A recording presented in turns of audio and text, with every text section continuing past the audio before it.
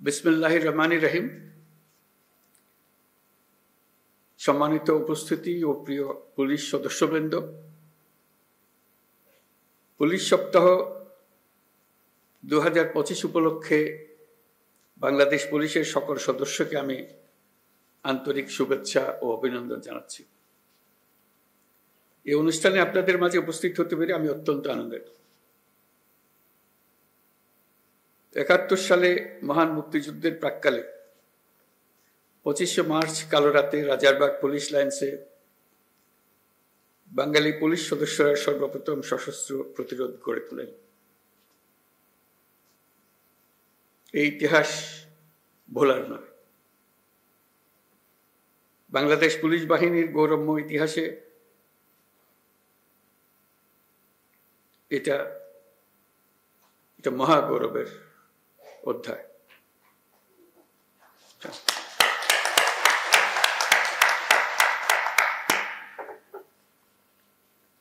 আজকের দিনে এই মহান মুক্তিযুদ্ধের শহীদ পুলিশ সদস্যদের আমি গভীর শ্রদ্ধা নিবেদন করছি। সর্বস্তরের মানুষের অধিকার, মর্যাদা, ন্যায় বিচার প্রতিষ্ঠিত হবে, কোনো বৈষম্য থাকবে না। যুগ যুগ ধরে এটাই ছিল মানুষের মহান আকাঙ্ক্ষা। এই আকাঙ্ক্ষা পূরণে জোর ভূমিকা রাখতে হবে আইন শৃঙ্খলা বাহিনীকে। স্বৈরাচারী শাসনামলের 15 বছরে দেশের পুলিশ বাহিনীকে দলীয় বাহিনীতে পরিণত করায় সমস্ত ব্যবস্থা ধ্বংস হয়ে গিয়েছিল। স্বৈরাচারের অবৈধ অন্যায় আদেশ পালন করতে গিয়ে পুলিশ বাহিনী ব্যাপকভাবে জনরোষের মুখে পড়ে। অনেক সৎ পুলিশ সদস্যদেরও এই জন্য মাশুল দিতে হয়েছে।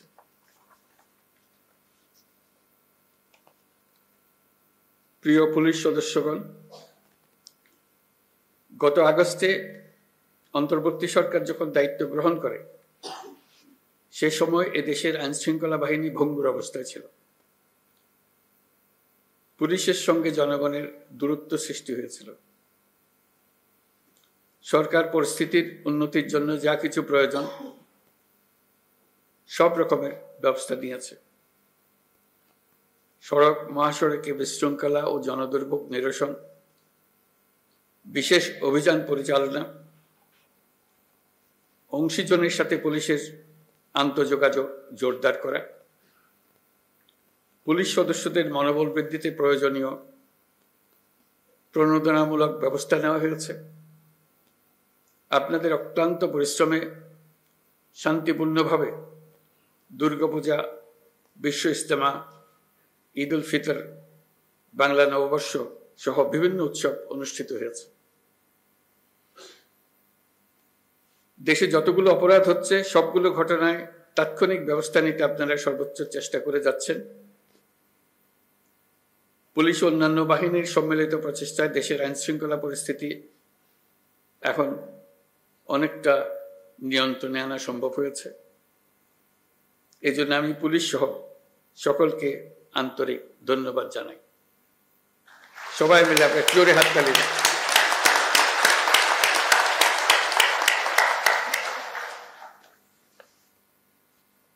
এই হাততালি আপনাদের প্রাপ্য।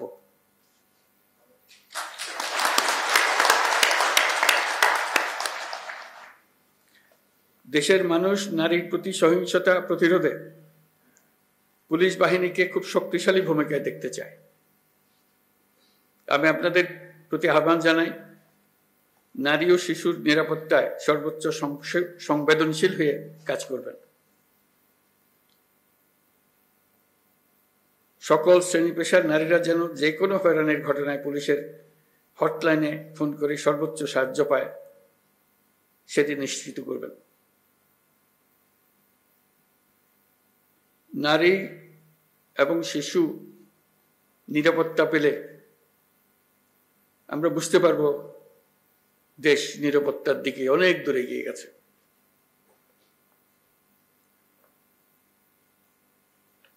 আমরা জানি পুলিশ বাহিনীর সামনে নানা সীমাবদ্ধতা ও চ্যালেঞ্জ রয়েছে।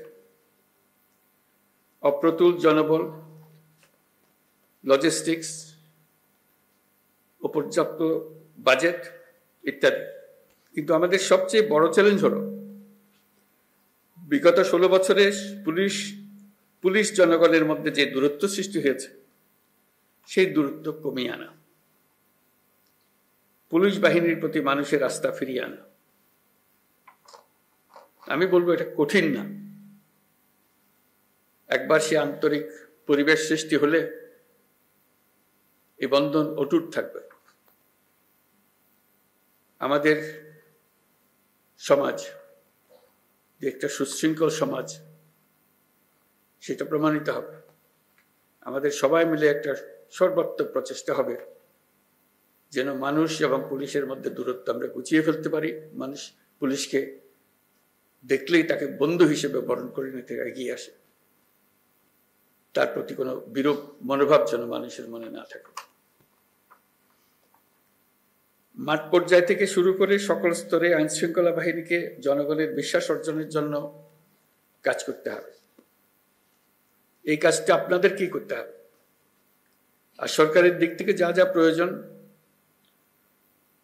তা বাস্তবায়ন করা আমাদের দায়িত্ব। আমরা সে দায়িত্ব গ্রহণ করছি।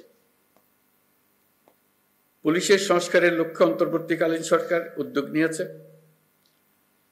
তৃণমূল পর্যায়ে কর্মরত পুলিশ সদস্যদের কল্যাণে কয়েকটি বিষয়ে দ্রুত ব্যবস্থা নেওয়া হয়েছে।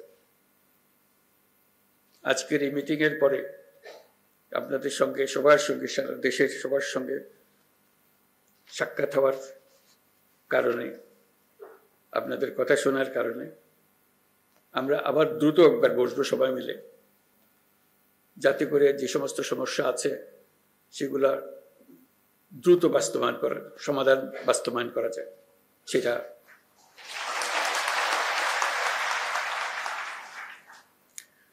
আপনারা জানেন, ইতিমধ্যে জাতির উদ্দেশ্যে দিয়ে একাধিক ভাষণে আমি বলেছি চলতি বছরের ডিসেম্বর থেকে আগামী বছরের জুনের মধ্যে দেশে ত্রয়োদশ সংসদ নির্বাচন অনুষ্ঠিত হবে। সেই নির্বাচন যেন সুষ্ঠু ও শান্তিপূর্ণ উপায়ে অনুষ্ঠিত হয় সেজন্য পুলিশ সদস্যদের ভূমিকা খুবই গুরুত্বপূর্ণ। নির্বাচনে সকল প্রতিদ্বন্দ্বী প্রার্থীর প্রতি সমান আচরণ ও ভোটাররা যাতে নির্বিঘ্নে নিজেদের ভোটাধিকার প্রয়োগ করতে পারে সেই পরিবেশ নিশ্চিত করা আপনাদের এবং আমাদের সর্বোচ্চ দায়িত্ব। মনে রাখবেন, কোনো ব্যক্তি যদি অন্যায় বা অনিয়মের মাধ্যমে নির্বাচিত হয় সে ব্যক্তির দ্বারা ন্যায় প্রতিষ্ঠা সম্ভব নয়। সুতরাং নিশ্চিত করুন যাতে কারো দ্বারা ব্যবহৃত না হন। সত্য ন্যায় প্রতিষ্ঠার ব্রত হিসেবে নির্বাচনে নিজেদেরকে নিয়োজিত করবেন। পুলিশ বাহিনীর সদস্য হিসেবে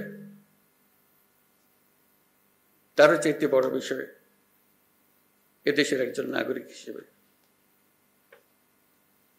ভবিষ্যতে কখনো যেন পুলিশ বাহিনীকে দলীয় বাহিনী বা অন্যায় কাজে ব্যবহার না করা যায়, তার জন্য একটা সুষ্ঠু ও নিরপেক্ষ নির্বাচন অত্যন্ত জরুরি।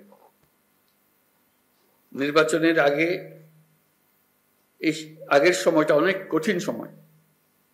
আপনাদের সজাগ দৃষ্টি রাখতে হবে পরাজিত শক্তি যেন কোনোভাবেই দেশকে অস্থিতিশীল না করতে পারে।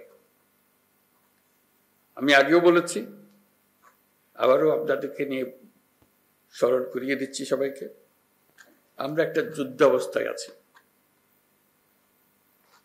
অশুভ চক্র আমাদের স্বপ্নকে, আমাদের ঐক্যকে ভেঙে দিতে সব শক্তি নিয়ে চেষ্টা করছে এবং চেষ্টা আরো কঠোরতর করবে। একে প্রতিহত করার জন্য আপনাদেরকে সব সময় সতর্ক থাকতে হবে জাতিকে রক্ষা করার জন্য। বর্তমান অন্তর্বর্তীকালীন সরকার দায়িত্ব নেওয়ার পর থেকে আমরা ন্যায্য অন্যায্য আন্দোলনে মানুষকে রাস্তায় নেমে আসতে দেখেছি। এসব পরিস্থিতিতে আপনারা ধৈর্যের পরিচয় দিয়েছেন। আশা করি একই রকম ধৈর্যের পরিচয় দিয়ে আগামী দিনগুলোতেও আপনারা কাজ করে যাবেন। পুলিশ জনগণের বন্ধু। পুলিশ বাহিনীকে সেই ইমেজ প্রতিষ্ঠা করতে হবে। এটা কঠিন হলেও এটাই ন্যায্য, এটাই আমাদের করতে হবে। প্রথমবারের মতো এবার পুলিশ সপ্তাহের ধর্মীয় নেতা, সাংবাদিক ও বিভিন্ন সম্প্রদায়ের নেতাদের সঙ্গে বৈঠক অনুষ্ঠিত হবে বলে আমি জানতে পারলাম। এই বৈঠকে পুলিশের উপর জনসাধারণের প্রত্যাশা নিয়ে আলোচনা হবে। আমার প্রত্যাশা হলো এটি যেন চলমান থাকে। প্রতি বছর পুলিশ সপ্তাহে যেন এ ধরনের বৈঠক অনুষ্ঠিত হয়, আর যেন পুলিশ সপ্তাহের জন্য অপেক্ষাও করতে না হয়।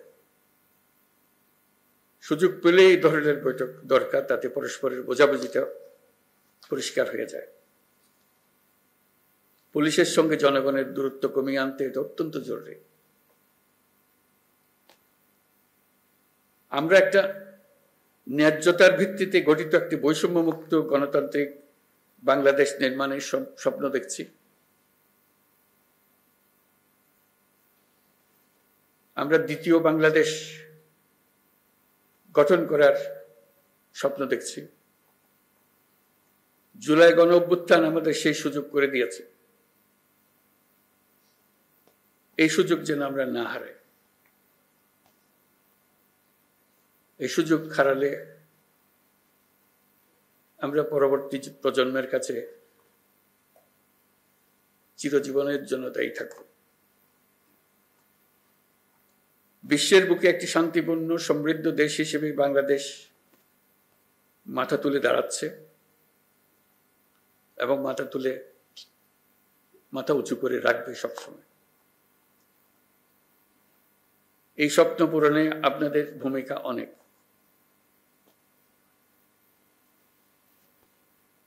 আপনারাই এই স্বপ্ন বাস্তবায়নের মূল শক্তি।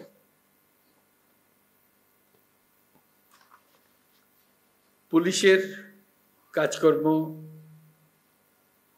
পুলিশের সঙ্গে মানুষের সম্পর্ক, এটা দেখেই সারা দুনিয়া বিচার করে